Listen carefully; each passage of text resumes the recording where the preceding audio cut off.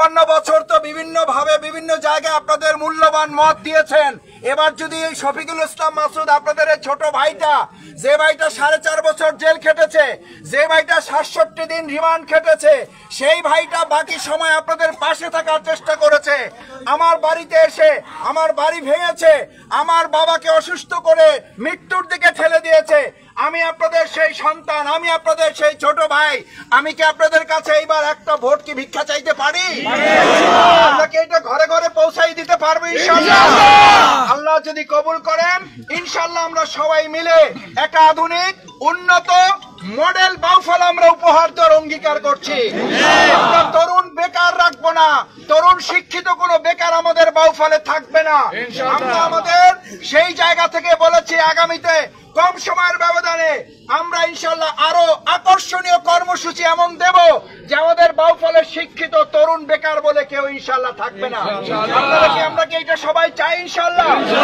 আমরা রাস্তার জন্য কাজ করছি, ব্রিজের জন্য কাজ করছি, মসজিদের জন্য কাজ করছি, আমরা আমাদের হিন্দু ধর্মাবলম্বী ভাইদের উপাসনালয় মন্দিরের জন্য কাজ করছি, আমরা উজুখানা নির্মাণ করছি।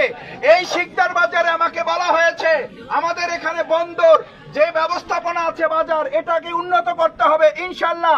আমি আপনাদের কথা দিচ্ছি, আমি আপনাদের সমর্থন দোয়া পেলে এটা অব্যাহত থাকলে এই বাজারকে একটা আধুনিক বাজারে আমরা পরিণত করে দেব। মানুষের বাজারবাসীর ব্যবসায়ী ভাইদের যে দাবি আছে ইনশাআল্লাহ সেই দাবিও পূরণ হবে, আমাকে তারা বলেছেন। আমি আপনাদেরকে আশ্বস্ত করছি আমরা ইতিমধ্যে বাউফল প্রশাসন, পটুয়াখালী প্রশাসন এবং আমার ব্যক্তিগত যেখানে যেখানে কথা বলার সুযোগ আছে আমি বাউফলের বেশ কয়েকটি গুরুত্বপূর্ণ বাজারের ব্যাপারে কালাইয়া, নুরানপুর, বগা সহ কয়েকটি বাজারের ব্যাপারে আমরা ইতিমধ্যে আলোচনা করেছি। আমরা আশা করি বাজারগুলোকে আমরা আজকে দেখেন বর্ষা হয়েছে, হাঁটা যাচ্ছে না, বর্ষা হয়েছে দাঁড়ানো যাচ্ছে না, বাজার করা যাচ্ছে না, আমরা কি পারবো ইনশাআল্লাহ? আপনাদের দোয়া সহযোগিতা কামনা করে যারা এই দুর্যোগপূর্ণ আবহাওয়ার মধ্যেও আমার কাছে আপনাদের কাছে থেকে আমাকে সময়টুকু দিয়েছেন, আপনাদের সবাইকে ধন্যবাদ জানাই। আল্লাহ তাআলা আপনাদের সবাইকে উত্তম জাযা দান করুন, সকলে বলুন আমিন।